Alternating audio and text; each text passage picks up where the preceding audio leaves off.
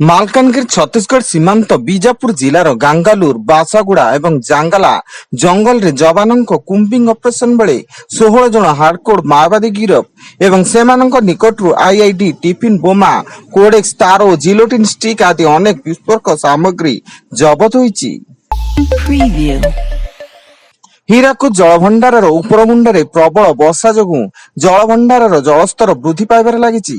ଫଳରେ 6ଟି ଫାଟକ ଦେଇ ବନ୍ୟା ଜଳ ନିଷ୍କାସନ କରାଯାଉଛି। ବର୍ତ୍ତମାନ ଜଳଭଣ୍ଡାରକୁ 95,277 କ୍ୟୁସେକ ବନ୍ୟା ଜଳ ପ୍ରବେଶ କରୁଥିବା ବେଳେ ବିଭିନ୍ନ ମାଧ୍ୟମରେ 1,33,392 କ୍ୟୁସେକ ଜଳ ନିଷ୍କାସିତ ହେଉଛି।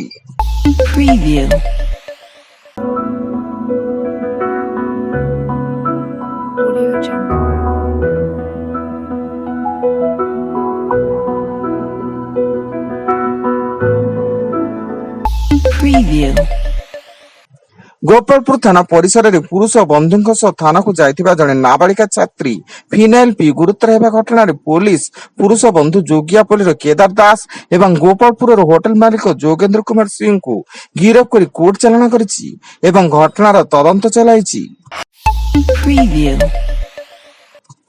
ପାକିସ୍ତାନର କ୍ୱେଟାରେ ବେଲୁଚିସ୍ତାନ ନ୍ୟାସନାଲ ପାର୍ଟିର ରାଲିରେ ବଡ଼ ଧରଣର ବିସ୍ଫୋରଣ, ଯେଉଁଥିରେ ପ୍ରାୟ 14 ଜଣଙ୍କର ମୃତ୍ୟୁ ଘଟିଥିବା ବେଳେ 35ରୁ ଅଧିକ ଆହତ ହୋଇଥିବା ସୂଚନା। ସ୍ଥାନୀୟ ଶାହବାନୀ ଷ୍ଟାଡିୟମ ନିକଟରେ ଆୟୋଜିତ ଏକ କାର୍ଯ୍ୟକ୍ରମ ସମାପ୍ତ ହେବାର କିଛି ସମୟ ପରେ ଏହି ବିସ୍ଫୋରଣ ଘଟିଥିଲା।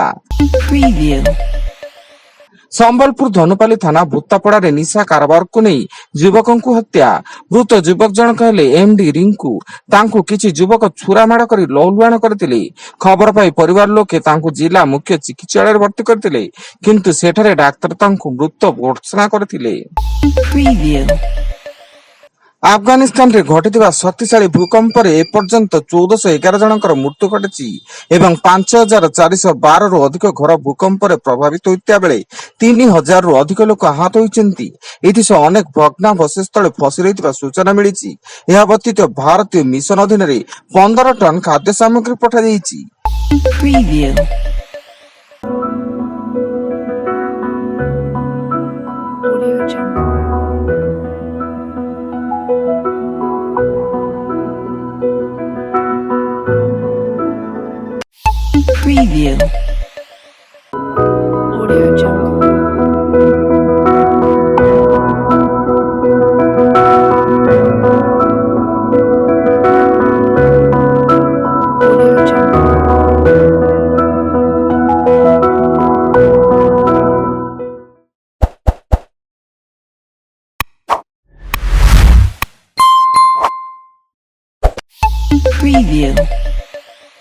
ଚାରି କୋଟି ଟଙ୍କାର ସରକାରୀ ଅର୍ଥ ହେରଫେର ଅଭିଯୋଗରେ ମୟୂରଭଞ୍ଜ ଜାମଦାର ନିଲମ୍ବିତ ତହସିଲଦାର ମଧୁସ୍ମିତା ସିଂ ଗିରଫ ହୋଇଛନ୍ତି। ସେ ବେଲପାହାଡ ଏନଏସି କାର୍ଯ୍ୟନିର୍ବାହୀ ଅଧିକାରୀ ଥିବା ବେଳେ ଏହି ଟଙ୍କା ହେରଫେର କରିଥିବା ଅଭିଯୋଗ ହୋଇଥିଲା। ମହାନଦୀରେ ନିଖୋଜ ମହିଳା ପୁରୀରୁ ଉଦ୍ଧାର। ପ୍ରେମିକ ସହ ଫେରାର ହୋଇ ମହାନଦୀରେ ବୁଡିଯିବାର କାହାଣୀ ରଚିଥିଲେ ଏବଂ 3 ଦିନ ଧରି ବାଙ୍କୀ, ଆଠଗଡ ଅଗ୍ନିଶମ ବିଭାଗ ସହ ବାଙ୍କୀ ପୋଲିସ ଓଡ୍ରାଫ୍ ଟିମ୍ ମହାନଦୀରେ ଖୋଜାଖୋଜି କରୁଥିଲେ। ଏଭଳି ଏକ ମିଛା କାହାଣୀ ରଚିଥିଲେ ସମ୍ପୃକ୍ତ ମହିଳା। ପୁରୁଷ ଏସିଆ କପ୍ ହକିର ଲିଗ୍ ପର୍ଯ୍ୟାୟ ଶେଷ ହୋଇଛି। ଆଜିଠାରୁ ସୁପର 4ର ମୁକାବିଲା ହେବ। ସୁପର 4ରେ ଗ୍ରୁପ ଏ ରୁ ଭାରତ ଓ ଚୀନ ରହିଥିବା ବେଳେ ଗ୍ରୁପ ବି ରୁ ଦକ୍ଷିଣ କୋରିଆ, ମାଲେସିଆ ରହିଛନ୍ତି। ଫଳରେ ଆଜି ଭାରତ ପ୍ରଥମ ମ୍ୟାଚ୍ ଦକ୍ଷିଣ କୋରିଆ ସହ ଖେଳିବ। ଆସନ୍ତାକାଲି ମାଲେସିଆ ଓ 6ରେ ଚୀନକୁ ଭେଟିବ।